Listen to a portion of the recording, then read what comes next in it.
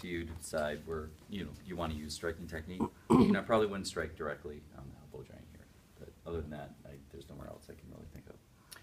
So the standard is called pecking, and so pecking, use either 5 fingers, use 4 fingers or 3 fingers, or you can do what some people these days with physical therapy, sometimes they use tapping technique where they're just using 1 finger to tap an acupressure point. So that, tapping is like this. But when you use 5 fingers, you get a little bit more force.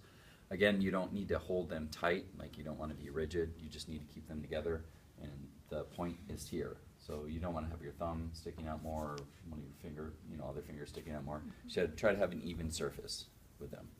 And so that's up to you. If I use this, I always do 5. I usually don't do like 3 or 4. That's a Qigong? Yeah, Yeah. like this. So when you use striking, it's pecking. And you can vary your speed if you want. You could go slower. You can increase it. You can change the rhythm. So this would be good for like a lot of muscle tension, knots, to Yeah, loosen them. I feel that way. So if there's a lot of tension, it creates some vibration in the muscle tissue as well, which can help the muscle release at times.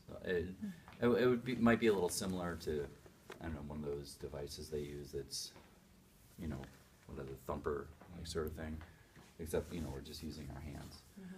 So that's what we call pecking technique. And so next is patting. So patting technique, you're gonna put your hands together like this, so they're overlapped. Okay. You can't have a space in between like this. You also can't hold really tight with patting.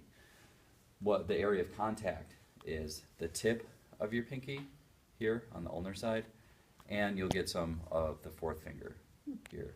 It's not here. You don't want to hit with the ulnar side of your palm. You don't want to hit really below the tip. So there's an angle. So if you're coming in like this, that's going to be more like, like you're hitting the person. The idea is you want to use the tip so you're like this, okay? And the sound, it sounds like this.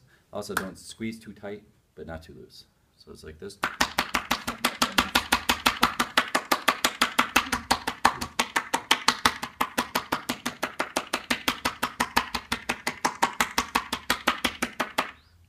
So that is patting technique. Wow. Okay, it's very easy to do. Everybody will get these sounds right away. When you do on the skin, you'll make a little more sound. When I do knocking technique, if it's already in cupping, is it okay if I pull your shirt up some? So I can work directly on the skin so you can hear the sound better. Next is chopping. So chopping, very similar to patting, except now we're separating our hands.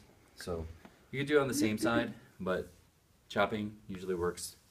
You can do left and right at the same time. Up, up and down. Work through the arms as well. Okay, so it's like this. Same area of contact, here and here, but the hands are separate.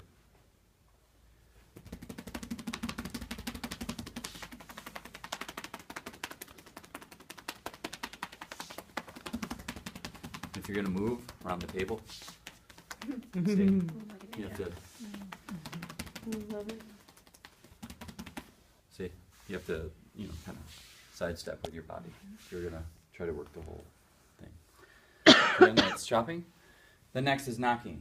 Knocking is probably the one that's a little trickier at first to get a sound with. So when we use knocking, thank you, what you're doing is you're making like a hollow space with your fist. You can't hold tight because there won't be anywhere for air to go. You have to have just loose, and your thumb also has to seal the top slightly. So if your thumb's not like this, you're not going to get a sound. It needs to be here, like this. And then the area that you're getting is from the ulnar side of the wrist all the way to the pinky, this technique. Okay? And it sounds like this.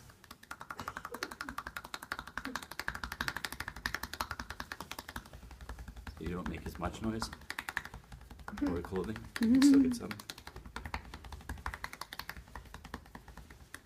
So that's knocking. And then next we have cupping. So cupping, what you're going to do is a hollow palm. not flat. Flat would be slapping. So you have to have a little bit of hollowness in the palm. And for this particular technique, the idea is you're making a slight cup with your hand. And that one sounds like this.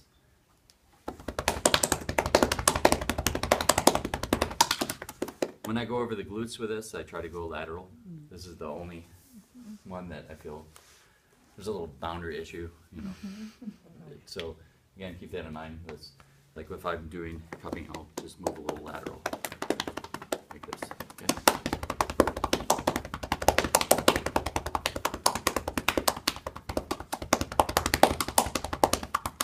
Okay. You can also do cupping directly over the spine, like this. How you doing, Brian? I'm good. You're Good. Now, again, striking technique, I would say some people, most people like this. I have a few people that don't like it. And sometimes there can be a boundary issue with the idea of, you know, the crossover between using this technique and, hitting concepts. So keep that in mind as well. But again, our purpose is to stimulate chi and blood flow, loosen musculature. And so then the last is cutting. So cutting technique. What you're going to do is you grasp the skin, like so. You're not grasping the muscle so much, it's more the skin. If the fascia is tight, if someone's fascia is tight, Brian's does not feel that tight, because I wouldn't be able to pull up on it like this. If fascia is tight, you're going to have a hard time lifting the skin off the body, like so. So with cutting, the idea is you help separate the fascia and the muscle, help release the fascia somewhat. So it looks like this, and you just strike under 3 or 4 times. So we're just using chopping, but with one hand. It's like this.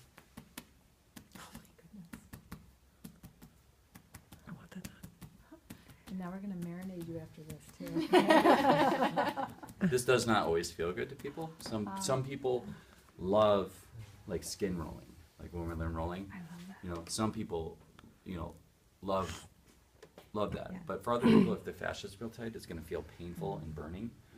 But that's a therapeutic idea. If the fascia is tight, it's not really going to feel good to necessarily get it worked on with, I think, deeper techniques. If you're doing more Western myofascial, I feel that's a little bit more subtle than what we do with like cupping, what we do with some of the TuiNa techniques, like skin rolling. So can be it's a little more aggressive. Let me put it that way. So again, cutting. So you just go below, you can go above.